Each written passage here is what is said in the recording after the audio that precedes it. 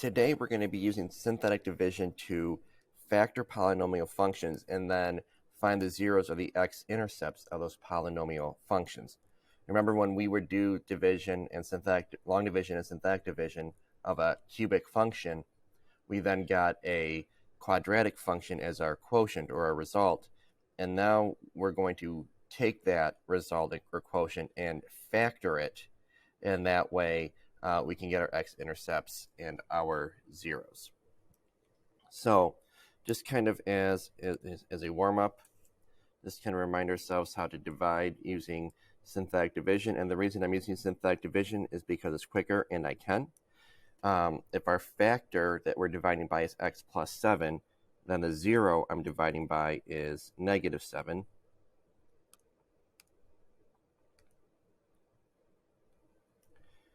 And then I'm going to take my coefficients for 29, for negative 14, and 6. Remember, we come straight down with this, so we have 4. 4 times negative 7 is negative 28. 29 plus negative 28 is 1. 1 times negative 7 is negative 7. 4 plus negative 7 is negative 3. Negative 3 times negative 7 is positive 21. Negative 14 plus 21 is 7. 7 times negative 7 is negative 49. And then when we add these, we get a remainder of negative 43. But if our remainder ends up being 0, what that tells us is that that factor that we divided by is a factor of the polynomial. So this answer would be 4x to the third, because we started with to the fourth, plus x squared minus 3x plus 7 plus our remainder. So like I was saying, if we don't have a remainder, then this part over here doesn't exist, and then what we're left with here is a polynomial that we can then factor or solve or do whatever we're asked to do. So the factor theorem says if f of k or f of x or whatever is equal to 0, then x minus k is a factor and k is a 0 of f of x. Remember, all those words are interchangeable. So what we're going to do is we're going to do these some problems down here. The directions say factor f of x and then factor completely after we do synthetic division. So here's a factor that we're given, x minus 3. So we're going to divide by 3. And then our coefficients, 2, negative 11, 3, and 36. And we're going to need room to factor in a bit, so bring down the 2. 2 times 3 is 6. Negative 11 plus 6 is negative 5. Negative 5 times 3 is negative 15. 3 plus negative 15 is negative 12. And then negative 12 times 3 is negative 36. And when we add those, we get 0. So that means our result, or our quotient, would be 2x squared minus 5x minus 12. So then we would have to factor this.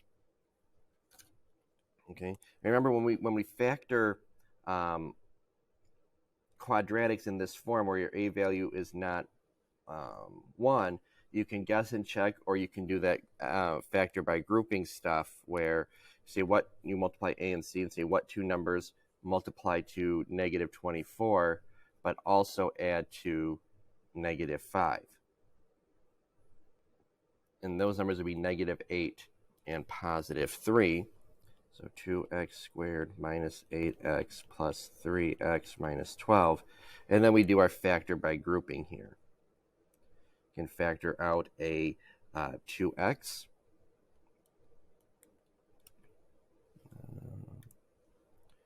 2x, so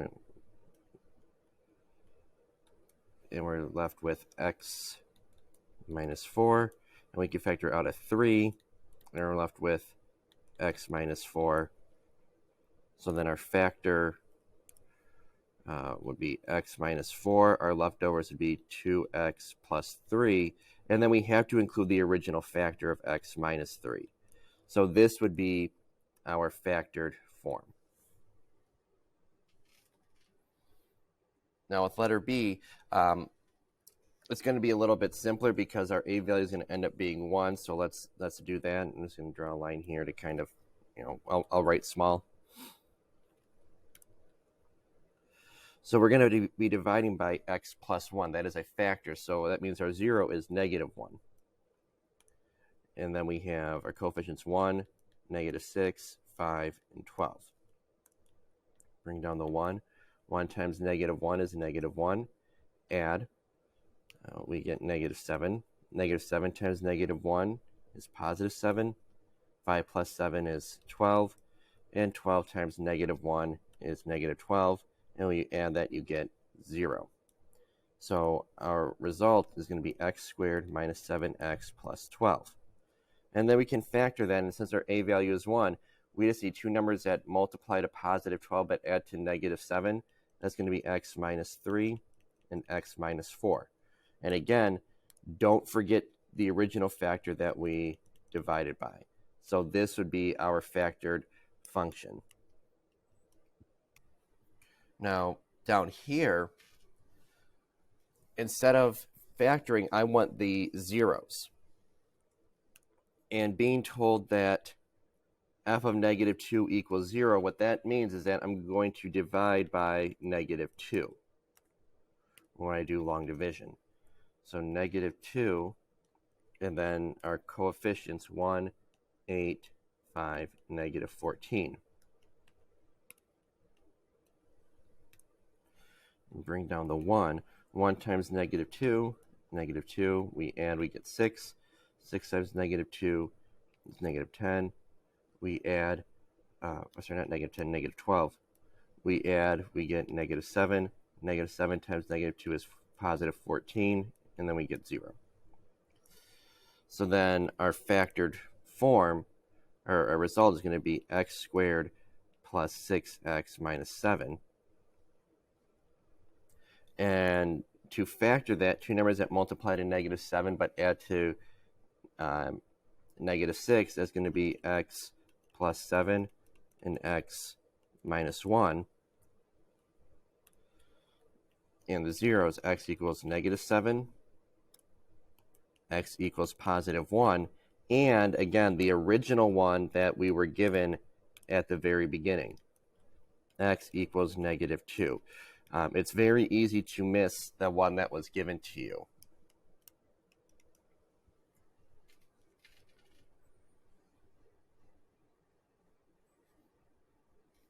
On the next page, I want you to try this one. So pause the video, try it, and once you're done, unpause it, and we can check our work. All right, so these are your zeros. You can see the work I did for synthetic division there, so you can take a second and check your answers. And if you didn't get those answers, check your work to see what you may have missed. Now, what is another way you could find the zeros if you did not already know one? So in this problem, we could have done factor by grouping.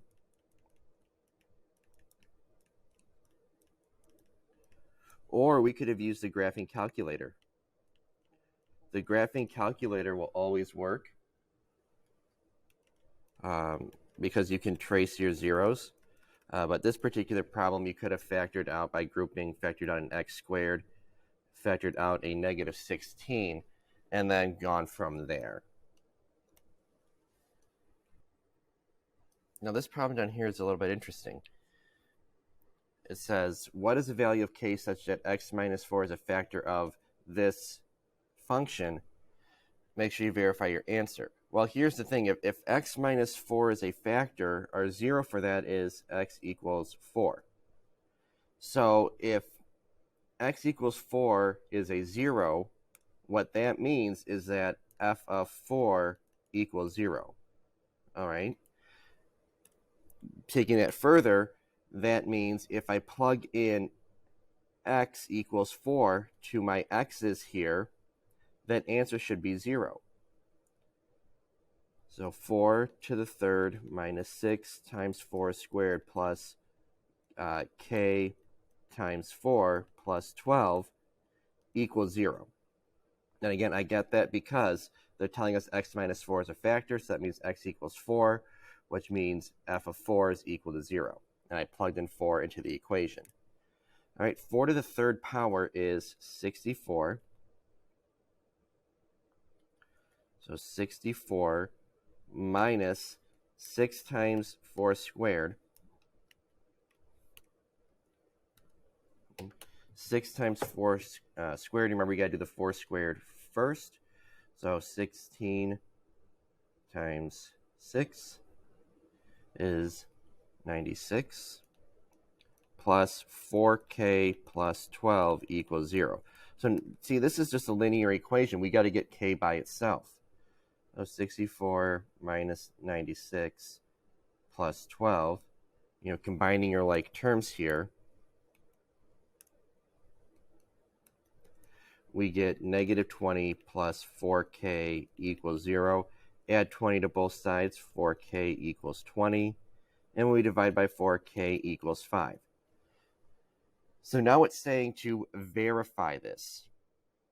What that means is that I need to now verify that we have x squared minus 6x squared plus, not k anymore, 5x plus 12, that I can divide that by the factor x minus 4. And I should get 0 as my result. So let's try that. 4, and then our coefficients, 1, negative 6, 5, 12. Bring this down, 1. 1 times 4 is 4. Add these, bring it negative 2. Negative 2 times 4 is negative 8. Add these, we get negative 3. Negative 3 times 4 is negative 12. And we get 0. So yes, this is a factor of this equation when k is equal to 5. Now, it's not telling us to go any further, so we are done. When I get a remainder of 0, that means that this x minus 4 is a factor. And again, it's only a factor because k is equal to 5, and we figured that out using some algebra. Now, I want you to try this solo problem down here. Look up here to see what we did while you try this one. And pause the video, unpause it, and let's see what you get. All right, so you can see the answer here, and all the work that went with it. So your k needed to be negative 18. I plugged that back in, and then we went through and did the synthetic division.